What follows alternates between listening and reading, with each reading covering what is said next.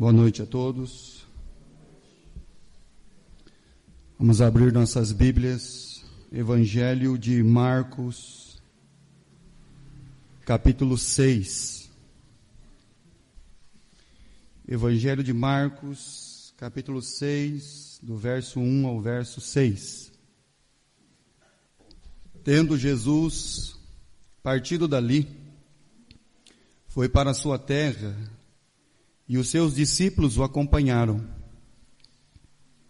Chegando o sábado, passou a ensinar na sinagoga. Muitos ouvindo se maravilhavam, dizendo: de onde vêm estas coisas? Que sabedoria é esta que lhe foi dada? Como se fazem tais maravilhas por suas mãos? Não é este o carpinteiro, filho de Maria, irmão de Tiago, José, Judas e Simão? E não vivem aqui entre nós suas irmãs? E escandalizavam-se nele. Jesus, porém, lhes disse: não há profeta sem honra, senão na sua própria terra, entre os seus parentes e na sua casa. Não pôde fazer ali nenhum milagre, senão curar uns poucos enfermos, impondo-lhes as mãos. Admirou-se da incredulidade deles. Contudo, percorria as aldeias circunvizinhas a ensinar. Vamos ficar de pé? Vamos orar ao nosso Deus. Bendito Pai, é no nome de seu Filho amado Jesus, que então, Senhor, temos o privilégio de entrar na sua presença. Perdoa, Senhor, a multidão de minhas falhas e meus pecados. Nos ajude, Senhor Deus, a aprender da sua palavra. Fala conosco, Senhor, toca no nosso coração. Fala, Senhor, com cada alma aqui presente. Fala conosco através da sua palavra. Peço que o Senhor esteja, então, abrindo o entendimento de cada alma e trabalhando mesmo, Senhor, para o crescimento, para a salvação, para o desenvolvimento da sua salvação e fé. Clamamos, Senhor, fala com a tua igreja através da sua palavra. Abençoa também aqueles que não vieram. Nós clamamos que o Senhor abençoe eles, Pai. Pedimos que a maior bênção possa ocorrer dentro dos seus corações. O desejo de estar na tua casa. O desejo de aprender da tua palavra. O desejo de, nesse caminho, se aproximar, Senhor, de ser igual e de ser a imagem do Filho amado Jesus. Pai, nos ajuda.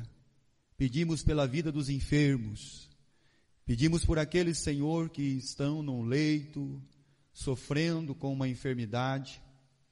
E clamamos mesmo, Pai, que o Senhor esteja cuidando de cada um.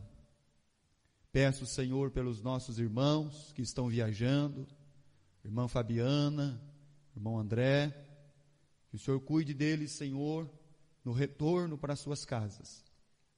E cuida, Senhor, de cada alma aqui nessa noite. E abençoa-nos, Senhor, com a sua palavra. Fala conosco, querido Deus. Nos dá a sabedoria que vem do alto. E é em nome de Cristo. E oramos, agradecidos sempre. Amém, Pai Celestial. Podeis sentar. O Senhor Jesus está na sua campanha evangelística, pregando o Evangelho, falando da palavra de Deus e anunciando. Mas chega um momento no ministério de Jesus que Jesus tem o ápice do ministério. Como é que é o ápice do ministério, pastor? Se você ler o capítulo 5 do Evangelho de Marcos, você vai ver Jesus descendo na Gadara e libertando um endemoniado de uma multidão de demônios, de uma legião.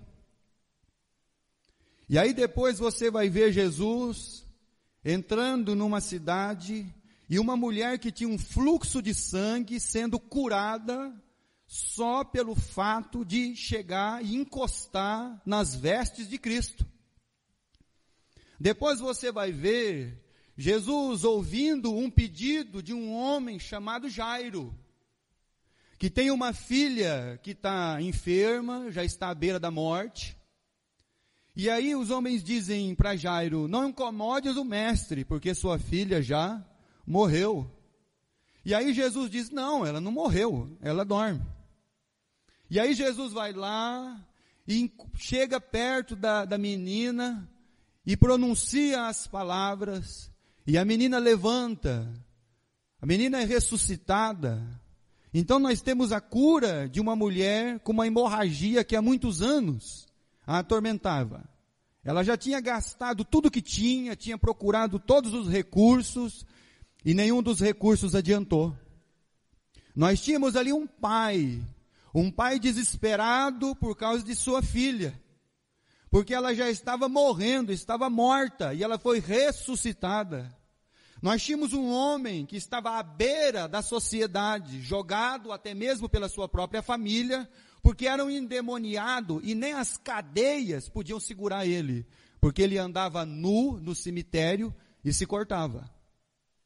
Então você vê Jesus e o reino de Deus trabalhando, e os demônios sendo expulsos e almas sendo salvas.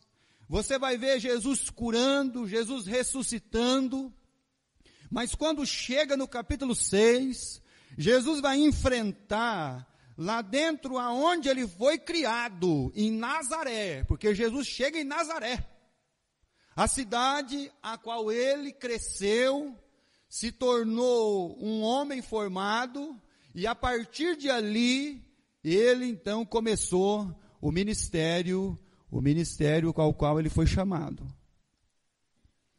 Eu vou pedir para você abrir sua Bíblia, por favor, no Evangelho de Mateus agora, lá no capítulo 2. Evangelho de Mateus, capítulo 2. A partir do verso 19. Capítulo 2 do Evangelho de Mateus, a partir do verso 19.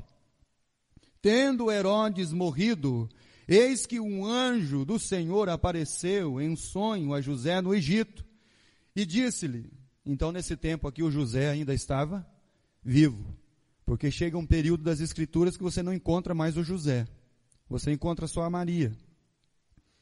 Então o anjo do Senhor aparece a José, José está no Egito, e disse-lhe, dispõe-te, toma o menino e sua mãe, e vai para a terra de Israel, porque já morreram os que atentavam contra a vida do menino.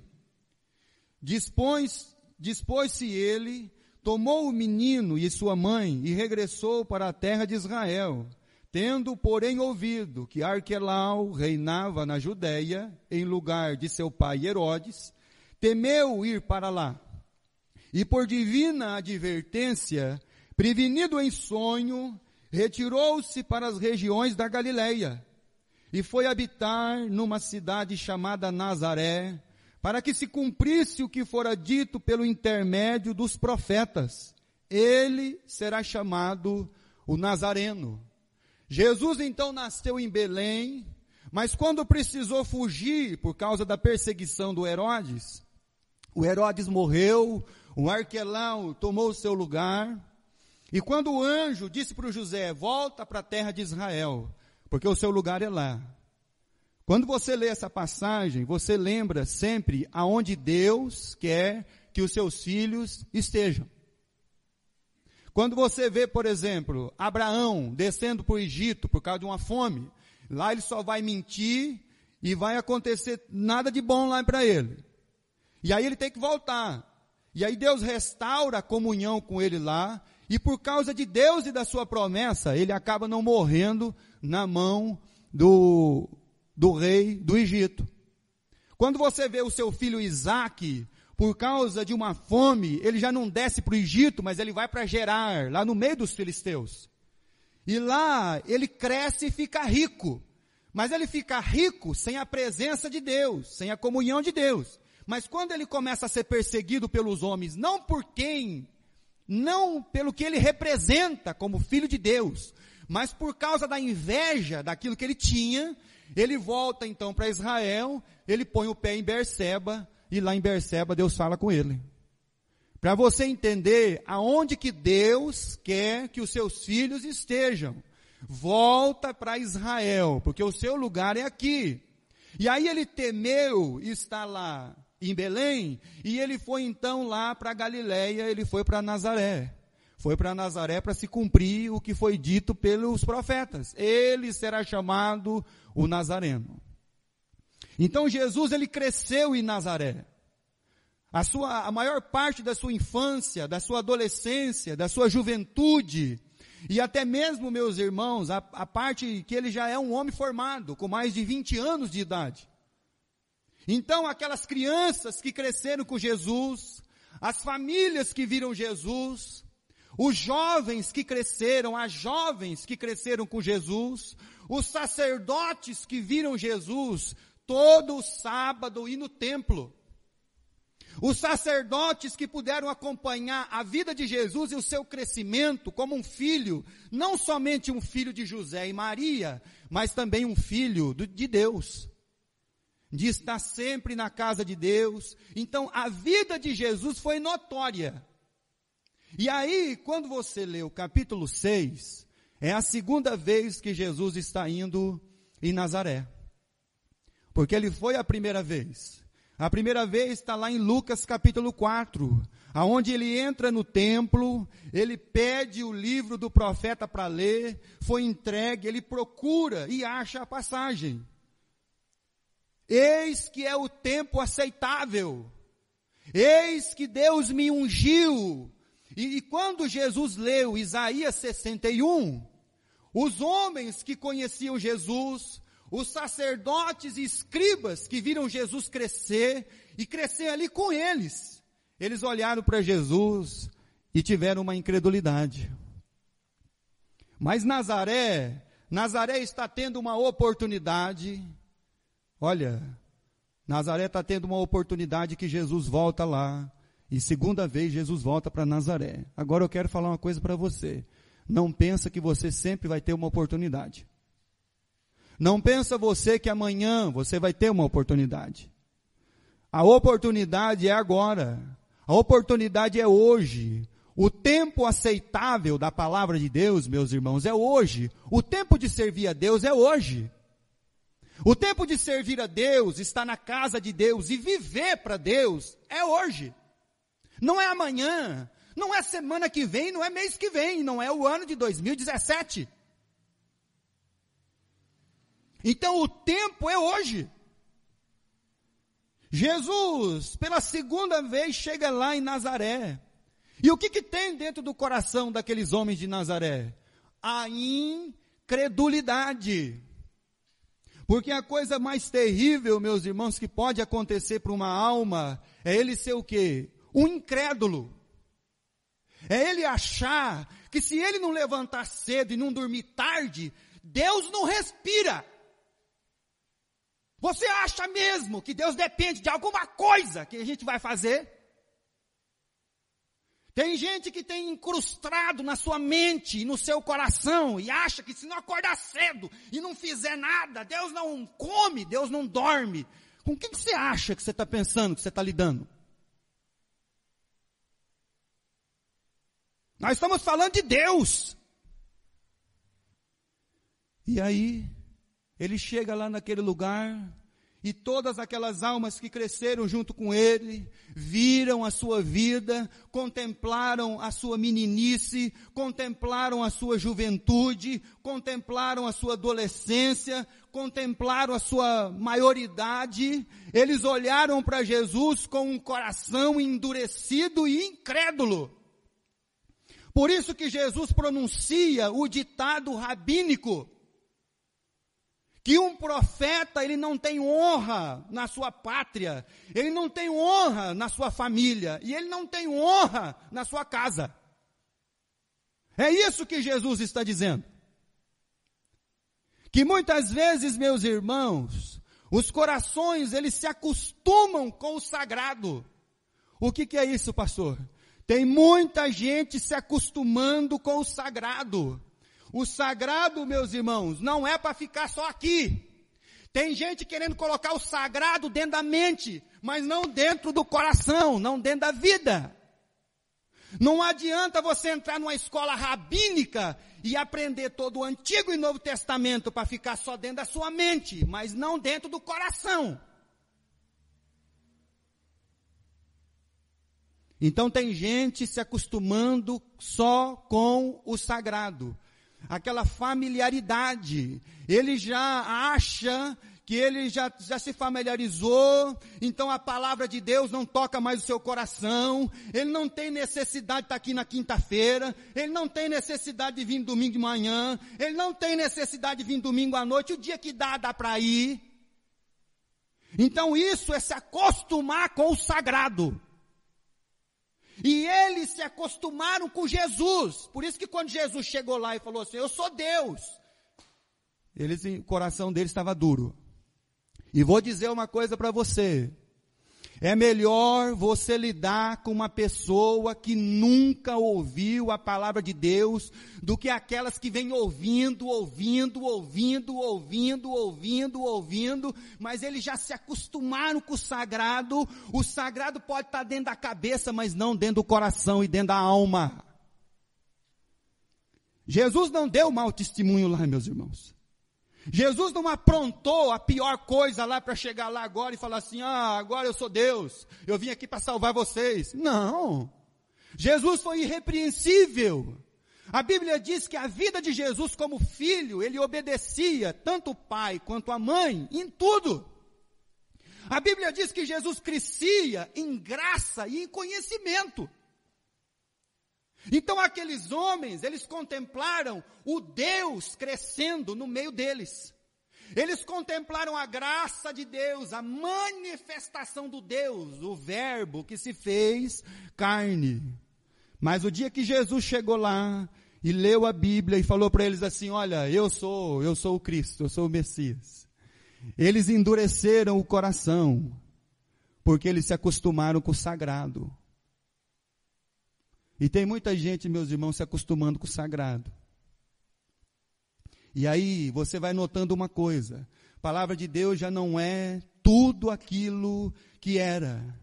A palavra de Deus já não é o princípio de todas as coisas. As minhas decisões, elas já vão sendo tomadas para outros rumos e não para a palavra de Deus. Ela passa a ser para mim não a prioridade, mas secundário ou terciário. E vamos lá em seguida.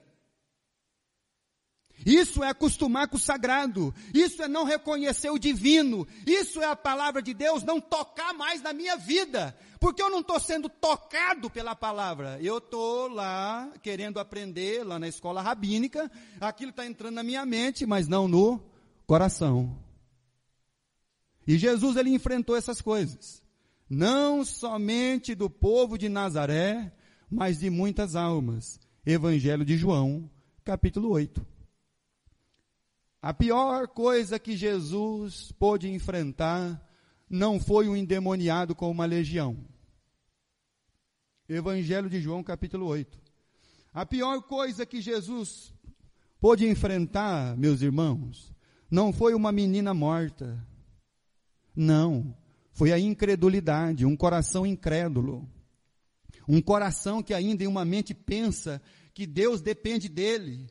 Que Deus não respira se ele não acordar, que Deus não almoça se ele não trabalhar, que Deus não levanta se ele não fizer nada. Isso tem um nome, meus irmãos. Isso tem um nome de incredulidade. Por não crer no eterno, por não crer no sustentador de todas as coisas.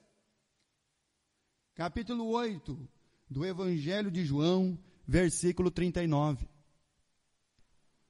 Então lhes responderam, nosso pai é Abraão. Disse-lhe Jesus, se sois filhos de Abraão, praticai as obras de Abraão. Vocês são filhos do pai da fé? Então por que vocês não crêem? Por que vocês são filhos do pai da fé e ainda vocês não creem? Porque esse homem ficou conhecido como o pai da fé, aquele que creu. E creu Abraão no Senhor, e isso foi lhe imputado como justiça para a sua vida. Meus amados irmãos, acostumar com o sagrado é tê-lo somente no entendimento, mas não no coração e na vida. Acostumar com o sagrado e não reconhecer o sagrado como ele é, mas simplesmente, meus irmãos, sermos apenas cerimonialistas. Participar das reuniões de culto, mas sair de lá com o mesmo entendimento e pensamento fraco que Deus está dependendo da gente. Versículo 40, do capítulo 8 do Evangelho de João. Mas agora procurais matar-me, a mim, que vos tenho falado a verdade, e que ouvi de Deus, assim não procedeu Abraão. Vós fazeis as obras de vosso pai. Disseram-lhes, nós não somos bastardos, temos um pai que é Deus. Replicou-lhes Jesus, se Deus fosse de fato o vosso pai, certamente me havias de amar, porque eu vim de Deus e aqui estou, pois eu não vim de moto próprio, mas ele me enviou. Qual a razão por que não compreendeis a minha linguagem? E por que sois incapazes de ouvir a minha palavra? Vós sois do diabo, que é o vosso pai, e quereis satisfazer-lhes os vossos desejos. Ele foi homicida desde o princípio, jamais se firmou na verdade, porque nele não há verdade. Quando ele profere a mentira, ele fala do que lhe é próprio, porque é mentiroso e pai da mentira. Mas porque eu digo a verdade, vocês não creem. Eu estou pregando a verdade para vocês e vocês não creem, mas nas mentiras do mentiroso, vocês dão ouvidos. Quem dentre vós, versículo 46, me convence de pecado? Se vos digo a verdade, por que razão não me credes? Quem é de Deus, ouve a palavra de Deus. Por isso não me dais ouvidos, porque não sois de Deus. Acostumar com o sagrado. Somos filhos de Abraão. Temos um Deus que é Pai. Pois é, meus irmãos. Todas estas almas aqui estavam acostumadas com o sagrado. Ir lá no culto, ler a Bíblia, fazer lá a sua cerimônia. Mas Jesus diz assim, olha, vocês não dão ouvidos à minha palavra. E por que vocês não ouvem a minha palavra? Vocês não ouvem a minha palavra só por causa de um motivo. Vocês não são de Deus. Só por causa disso. Então, acostumar-se com o sagrado é o mal da maioria das almas. Porque acostuma com o sagrado, não tem que tomar nenhuma decisão, não tem uma vida de transformação, não é aquele caminho que vai me transformando de glória em glória, para mim ser a imagem do Cristo. Não, é uma vida com o sagrado de objetivo. Porque eu vou na igreja para me ser abençoado por Deus, e não porque Deus já me abençoou. E Jesus está enfrentando todos os incrédulos. E a pior coisa que pode existir na vida de uma pessoa é ele ser incrédulo, irmãos. Você sabe do que o inferno ele enche? Ele não enche de adúlteros. Ele não enche de ladrões. Ele não enche de assassinos. Sabe do que o inferno está cheio? De incrédulos. A Eva caiu em transgressão porque não creu naquilo que Deus disse. O povo de Israel ficou 40 anos vagueando no deserto porque não creu naquilo que Deus disse. Olha, meus irmãos, coisa mais terrível que pode haver para uma vida é ser um coração incrédulo. É ter uma vida que não consegue ver o Cristo como Senhor e Salvador da sua vida. Senhor. Senhor absoluto, pleno. Quando Jesus chega em Nazaré, Jesus podia contemplar todos aqueles rapazes, aquelas moças que foram criados junto com ele. Jesus podia contemplar as famílias que viram Jesus todo sábado, indo para a sinagoga. Ele podia contemplar todos os sacerdotes que criaram ele e estavam lá doutrinando dentro da palavra. Porque você acha que Jesus ele ouviu do Pai, mas ele com 12 anos, ele estava onde, irmãos? Dentro da sinagoga, com 12 anos. Onde que ele estava? Onde que ele estava com 12 anos, irmãos? Dentro da sinagoga, discutindo a palavra com os sacerdotes, com os escribas. Com 12 anos. Jesus não estava em casa. Jesus não ficava aproveitando o feriado em casa. Não, ele estava lá na sinagoga. A mãe foi procurar ele, o pai. E meu filho, onde que ele está? Você não sabia que eu estava na casa do pai? Hã? A pior coisa que pode ter, irmãos, é um coração incrédulo. É acostumar-se com o sagrado. E aí a gente vai viver como esses homens religiosos. Nosso pai é Abraão. Nós temos um Deus como nosso pai. Nós não somos filhos bastardos. Jesus disse para ele, é verdade. Só que a minha palavra, e ainda eu falo a verdade para vocês, e vocês continuam não crendo. Por que o inferno enche? Enche por causa da incredulidade. Um coração incrédulo. E Jesus vem enfrentando todas essas coisas. Trabalhando mesmo, meus irmãos. Chegou lá na cidade onde ele foi criado. As pessoas olharam para Jesus com desprezo.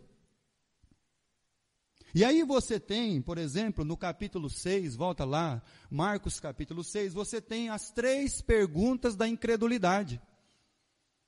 Vai lá, Marcos capítulo 6, as 3 perguntas da incredulidade. Olha lá, chegando, versículo 2, no sábado, passou a ensinar na sinagoga. E muitos ouvindo se maravilhavam dizendo, vamos lá para as 3 perguntas da incredulidade. Versículo 2, eles ouviram Jesus pregar e eles ficaram maravilhados. Olha, meus irmãos, eles entenderam que Jesus pregava, como diz o Evangelho de Mateus, no capítulo 7, no final do Sermão do Monte, que ele pregava com autoridade e não como os escribas. Eles contemplaram a maravilha da palavra de Deus, da boca do Senhor Jesus Cristo. Eles se maravilhavam, mas um coração incrédulo tem 3 perguntinhas para fazer. Vamos lá. De onde vêm estas coisas? Que sabedoria é esta que lhe foi dada? Como se fazem tais maravilhas por suas mãos? Cafarnaum era bem pertinho, meus irmãos, de Nazaré. E eles tinham ouvido tudo que Jesus tinha feito em Cafarnaum. E as perguntas da incredulidade. O coração incrédulo, meus irmãos, ele não está atento mesmo nas coisas de Deus. E nem pode estar. É uma pena. É uma pena. Que a atenção já não é mais para a palavra de Deus. É uma pena, meus irmãos. Mas essas coisas nós vamos descobrir para frente. Eles têm 3 perguntas. Como é que acontecem essas coisas com ele? Da onde vem essa sabedoria? Da onde vem tantos sinais e milagres? Nós crescemos com esse menino. Nós vimos ele aqui, nós conhecemos a sua família, nós conhecemos a sua mãe, nós conhecemos o seu pai, nós conhecemos seus irmãos, nós conhecemos suas irmãs, e como é que ele faz todas essas coisas? Pois é, meus irmãos, é verdade, eles conheciam mesmo, mas o coração deles continuava incrédulo à palavra de Deus. É uma pena. Não pense você que vai ter oportunidade sempre. Então, lembrado do que nós falamos sobre Herodes, ele almejava uma oportunidade de um reino humano e de um rei humano. Mas quando ele teve a grande oportunidade, a maior oportunidade da sua vida, estar diante de Jesus, ele perdeu a oportunidade de se ajoelhar diante do Rei da Glória e o adorar. E quantos têm feito isso?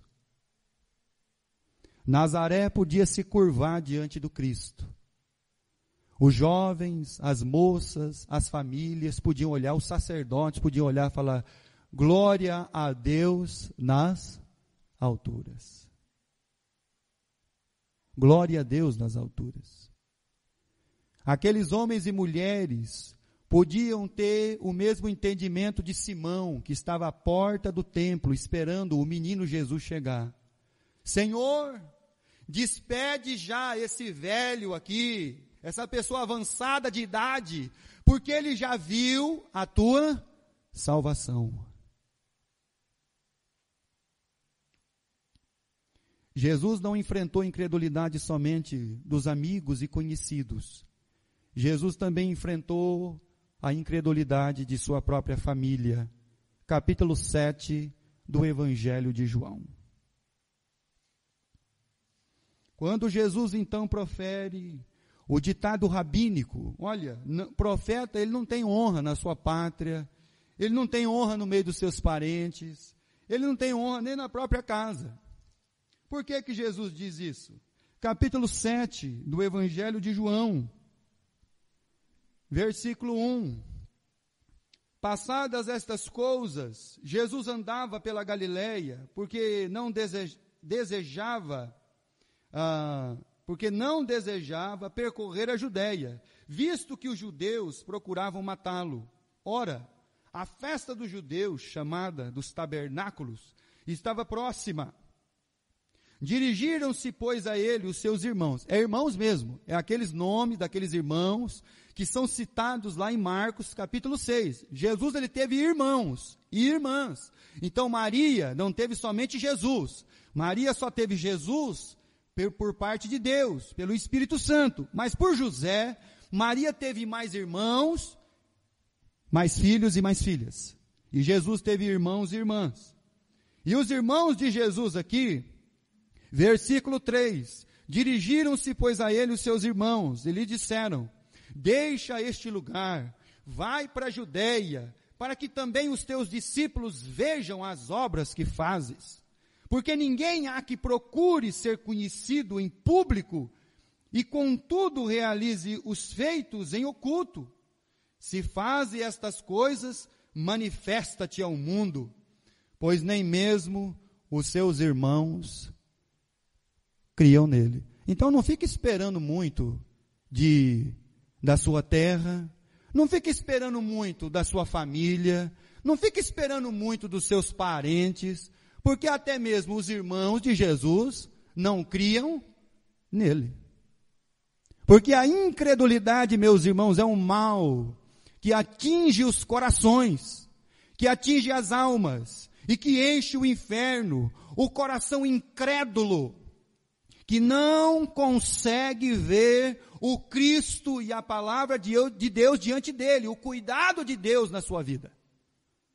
É o acostumar-se com o sagrado, é a familiaridade das pessoas. A gente se torna muito amigo, e aí por causa da nossa amizade, a gente se acostuma com o sagrado, e aí então a gente vai viver uma vida religiosa de qualquer maneira. A gente não precisa tomar decisão. Precisa vir no culto lá, o dia que dá a gente vai. Tempo para Deus, não tem. Para viver o Evangelho, muito menos. Gostamos até de um bom culto. Gostamos até de nos reunir. Mas caímos no perigo de acostumar-se com o sagrado e com a familiaridade. E aí, meus irmãos, acontecer de termos em nós um coração incrédulo. E o que um coração incrédulo ele pode produzir? Hebreus, capítulo 3. A palavra de Deus ela vai nos responder. O que um coração incrédulo pode produzir? Hebreus capítulo 3, versículo 12. Tende cuidado, irmãos, jamais aconteça haver em qualquer de vós perverso coração de incredulidade que vos afaste do Deus vivo. O que a incredulidade produz numa alma, irmãos? Um afastamento de Deus. Porque os meus princípios já não são mais a palavra de Deus. Eu me acostumei com o sagrado. Eu já estou familiarizado. Eu sou filho de Abraão. Deus é meu pai. Você pode repetir isso muitas vezes. Você pode ter alguns versículos decorados na sua mente. Mas se eles não estiverem dentro do seu coração e da sua vida, para transformar a sua vida, a cada dia, de glória em glória, não passamos de ter um coração incrédulo. Que depende mais de mim, que depende mais da força do meu braço, que depende mais de tudo, menos de Deus. Eles não reconheceram a pessoa do Cristo. Quando Jesus vai enfrentar a incredulidade, ele chama os discípulos. Coloca de 2 em 2. Vão pregar o evangelho. Manda eles levar só uma túnica. Manda eles não levar dinheiro. Pede para eles que a casa que abrir a porta para eles, seja ela rica ou simples, para eles ficarem lá. Mostrando, meus irmãos, como Deus vai cuidar de cada um de nós.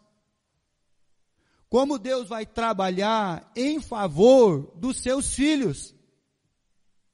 Mas o coração incrédulo é o coração daquele que andava sempre com a bolsa e achava que precisava de muito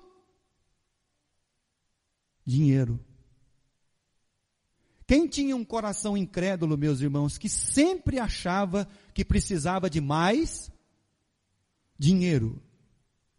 Quem tinha um coração incrédulo, que quando viu a mulher derramar aquele perfume de 1 ano de salário?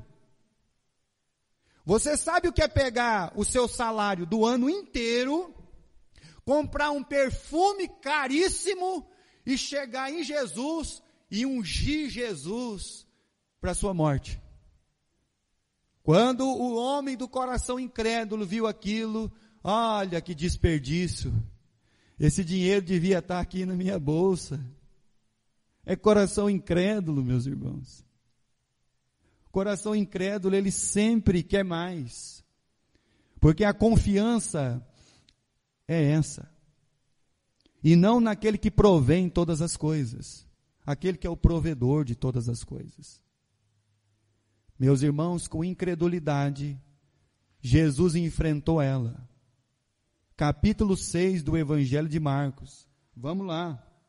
Um coração incrédulo que vos afaste do Deus vivo. E como é que Jesus fez isso? Vamos lá. As 3 perguntas da incredulidade que foram feitas. Como é que esse rapaz é assim? Como é que ele faz sinais? Como é que ele tem tanta sabedoria desse jeito? Ele cresceu aqui com a gente. Ele não frequentou uma escola rabínica como o apóstolo Paulo. Ele não foi criado aos pés de Gamaliel. Não. Mas ele tem uma sabedoria que vem do alto. Ele tem uma sabedoria que vem do Pai. E aí eles ficaram cheios de admiração.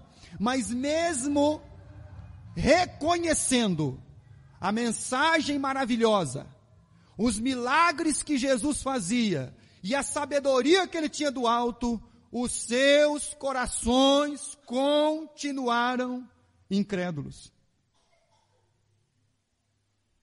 Capítulo 6 do Evangelho de Marcos, versículo 5.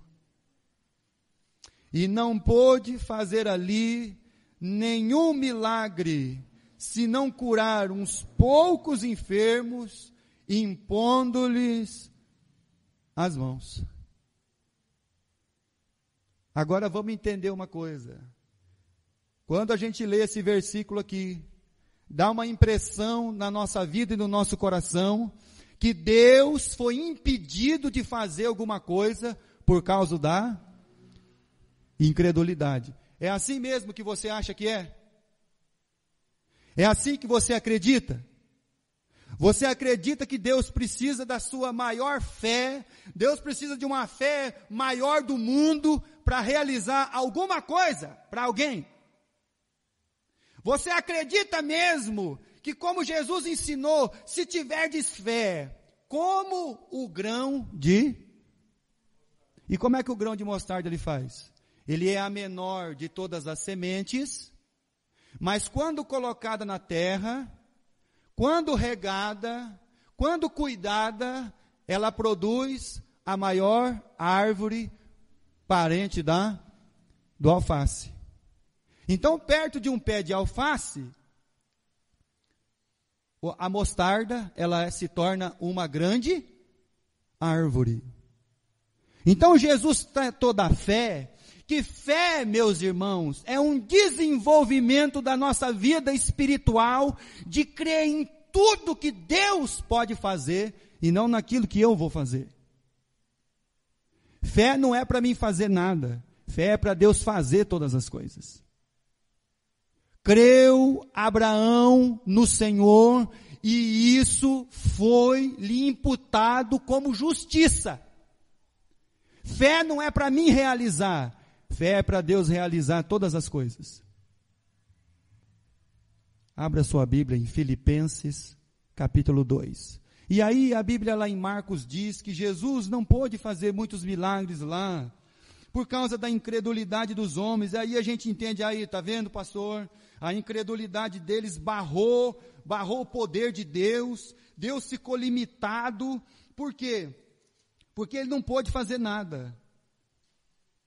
Filipenses capítulo 2, versículo 13. É isso mesmo, irmãos. Porque Deus é quem efetua em vós tanto o querer como o realizar. Versículo 13. Segundo a sua boa vontade. Então vamos lá. Por que Jesus não fez milagres em Nazaré? Deixa eu perguntar uma coisa para você. Quando Jesus fez os 10 sinais, as 10 pragas do Egito, eles se tornaram mais crentes ou menos crentes?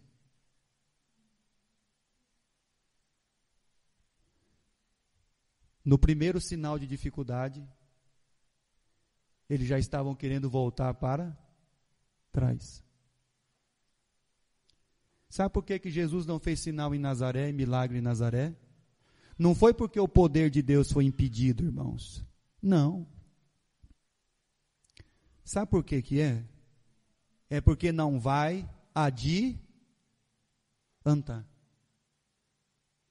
Não adianta Jesus armar uma tenda lá e falar assim, ó, pode vir pessoal, pode vir para fazer milagre, pode vir para me curar vocês, pode vir para me resolver todas as questões da sua vida. Não vai adiantar. Jesus olhou e disse assim, não, eu não vou fazer milagre aqui. E fez alguns milagres impondo-lhe as mãos. Mas o querer e o efetuar são da vontade de Deus. Deus é quem efetua todas as coisas. Quando você vê, por exemplo, os 10 leprosos, os 10 foram curados. Quantos voltaram para adorar o Cristo? Cadê a fé dos 9? Onde está a fé deles? O querer e o efetuar. Põe isso na sua cabeça. Põe isso dentro do seu coração. Põe isso dentro da sua vida espiritual. O querer e o efetuar são da vontade de Deus. Jesus não fez muitos milagres lá, irmãos, é fato. E eles não aproveitaram a segunda oportunidade que tiveram. E quando você procura nos evangelhos, Jesus não volta mais em Nazaré. Jesus não volta mais lá.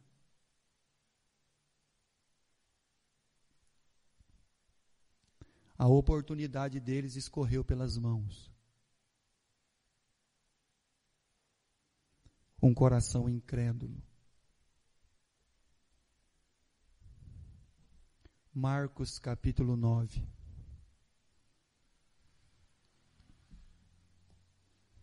Enfrentou a incredulidade dos seus conhecidos. Enfrentou a incredulidade dos seus parentes. Enfrentou a incredulidade dos religiosos. Marcos capítulo 9, versículo 23. Ao que lhe respondeu Jesus: se podes, tudo é possível ao que crê.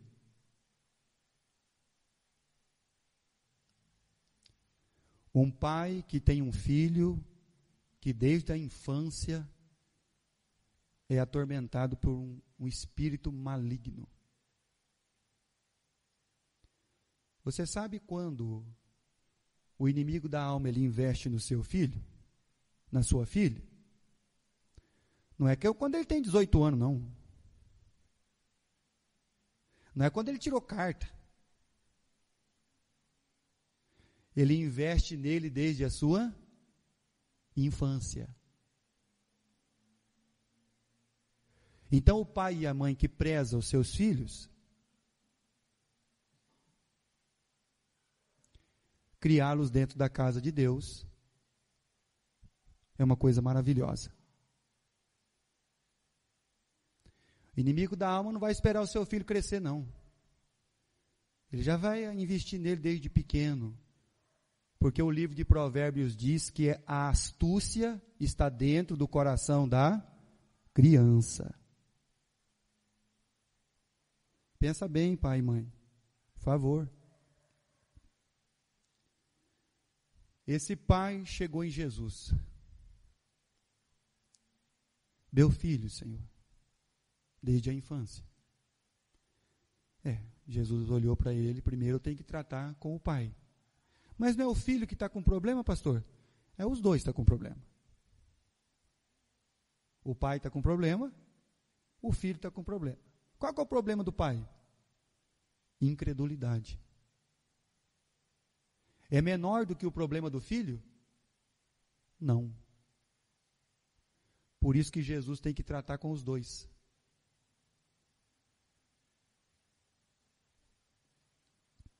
Versículo 24. E imediatamente o pai do menino exclamou com lágrimas. As lágrimas desceram dos olhos desse pai. Eu creio. Olha, pastor, ele creu. Versículo 24. Ajuda-me na minha falta de fé. Ajuda-me na minha incredulidade.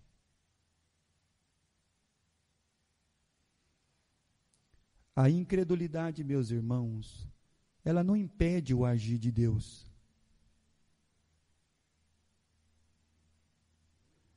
Mas também Deus não tem obrigação nenhuma de fazer nada. O querer e o efetuar. Por isso que Jesus não fez muitos milagres lá. Mas Jesus fez o que em Nazaré, pastor? De bom. De bom? Ele fez uma coisa maravilhosa em Nazaré. Marcos capítulo 6. Jesus fez algo maravilhoso em Nazaré. Versículo 6. Admirou-se da incredulidade deles.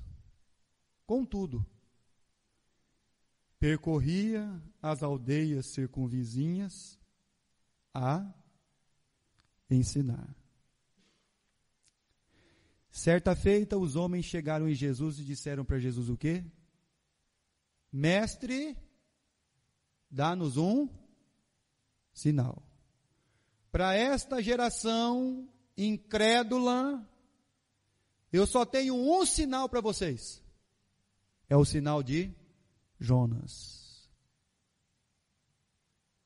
Vocês vão ter que abrir a Bíblia e ler o sinal da vida de Jonas.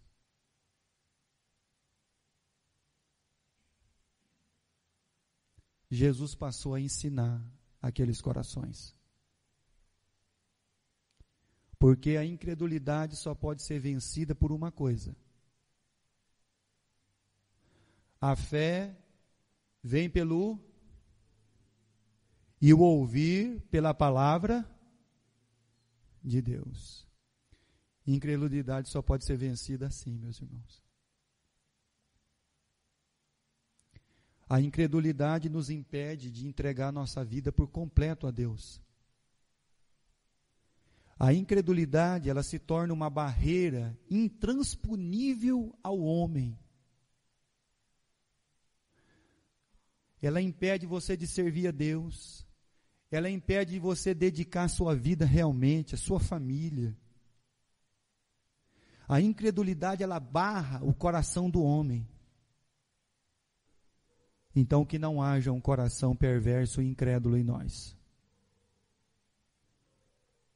A palavra de Deus, ela diz, Evangelho de João, para terminarmos, capítulo 3. Evangelho de João 3. Jesus enfrentou esse mal. Que mal? A incredulidade. Capítulo 3, versículo 16. Porque Deus amou o mundo de tal maneira que deu o seu Filho unigênito, para que todo aquele que nele crê, não, mas tenha a vida eterna. Você precisa crer. Versículo 17. Porquanto Deus enviou o seu Filho ao mundo, não para que julgasse o mundo, mas para que o mundo fosse salvo por ele. Quem nele crê, não é condenado. O que não crê, ele já está condenado. Porquanto não crê no nome do unigênito Filho de Deus. Você percebeu o tamanho do mal da incredulidade? Ela afasta o coração de Deus. Ela nos torna, meus irmãos, homens e mulheres com entendimento bem pequeno de quem é o Deus que nós servimos e conhecemos. O afastamento, meus irmãos, de Deus, ele é assim, ele vai indo, até o dia que essa pessoa, como diz o Evangelho, eles já não andavam mais com Jesus. Porque nós vamos colocando um outro Deus no lugar de Jesus. A incredulidade não é uma falta de fé. Incredulidade é nós colocarmos a nossa fé no Deus errado. Por isso Jesus diz, vocês não podem servir a Deus e a Mamon. Porque vocês já têm um Deus. Você já tem aquele que tudo o que ele criou pertence para você já. Por que você está preocupado? Por que você anda aí tão afoito?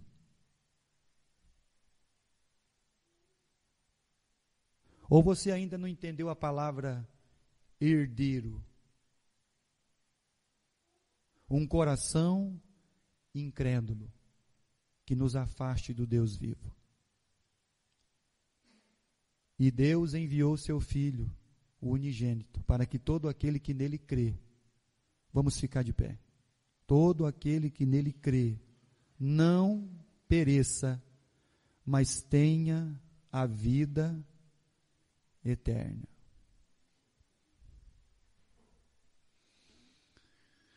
Se você nessa noite, você ainda não entregou sua vida para Jesus, a incredulidade ainda é uma barreira,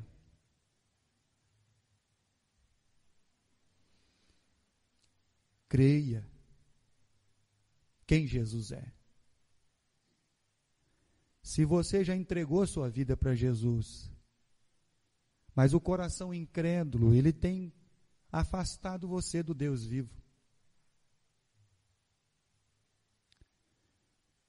Meus irmãos, longe de Deus não tem felicidade, longe de Deus não tem alegria, longe de Deus não tem contentamento. O nosso lugar não é no Egito. O nosso lugar não é em Gerar para ficar rico. Não. O nosso lugar é em Berseba. O nosso lugar é na casa de Deus. O nosso lugar é ouvir a palavra de Deus. O nosso lugar é adorar a Deus. É glorificar o seu nome. Esse aqui é o nosso lugar.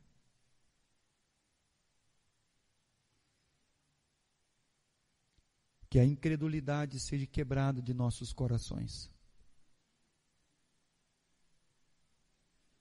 E que nós venhamos mesmo a não ter um coração incrédulo. Não se preocupe com a sua casa, os parentes, a sua terra. Eles não podem entender mesmo. Não pode. E se você nessa noite tomou a decisão, foi tocado pelo Espírito Santo, você pode depois dizer: pastor, eu entreguei minha vida para Cristo. Eu quero fazer a vontade de Deus. Eu quero que a minha família, os meus filhos, eles sirvam a Deus. Eles conheçam e passam a prosseguir a conhecer esse Deus maravilhoso. Oremos. Querido Deus e amado Pai, Santo Deus, obrigado por mais uma vez o Senhor nos conceder a graça de estarmos na sua casa. Obrigado por livremente, Senhor, abrir a sua palavra e falar dela. Obrigado, Senhor, porque o Senhor vem tratar, Senhor Deus, das nossas aflições que temos dentro do nosso interior e também daquelas, Senhor, que estão à nossa volta. Continua, Senhor, trabalhando em nossas vidas. Continua, Senhor Deus, abrindo os nossos olhos, Pai, para que possamos contemplar, Senhor Deus, as suas maravilhas, o seu cuidado, o seu amor, a sua graça para conosco. Santo e bendito Deus, não nos deixa, Senhor, ter um coração incrédulo em acreditar em nós mesmos. Não nos deixe, Senhor Deus, ter um coração incrédulo, ó Pai, que nos afaste do Deus vivo. Abençoa, Senhor, as nossas famílias, os nossos filhos, ó Deus. Senhor, livra os nossos filhos da investida, Senhor, do inimigo da alma. Coloque dentro do coração de cada um deles, ó Pai, o desejo sempre, Senhor, de te adorar e de te servir e de honrar e bendizer o teu santo e bendito nome. Ó Senhor, trabalha mesmo na nossa vida, para que não venhamos a ter, Senhor, uma palavra só na mente, mas na alma, no coração e na nossa vida também, Senhor. Peço pelos enfermos, cuida, Senhor, daqueles ao qual sempre nós estamos fazendo menção nas nossas orações. Cuida, Senhor, dos necessitados. Cuida, Senhor Deus, daqueles que não vieram. Peço pela cidade de Oriente, Pompeia, Marília, que o Senhor esteja cuidando desse estado, que o Senhor esteja cuidando dessa nação, Senhor, e que o Senhor esteja, Pai, abençoando a sua igreja e o seu povo. Obrigado, Senhor, por tudo que o Senhor já fez por nós. Muito obrigado, Senhor. E perdoa-nos, ó Pai, por muitas vezes ter um coração incrédulo. Querido Deus, toque mesmo nos corações e nas vidas. E é em nome de Cristo que nós oramos, sempre agradecidos. Amém, Pai Celestial.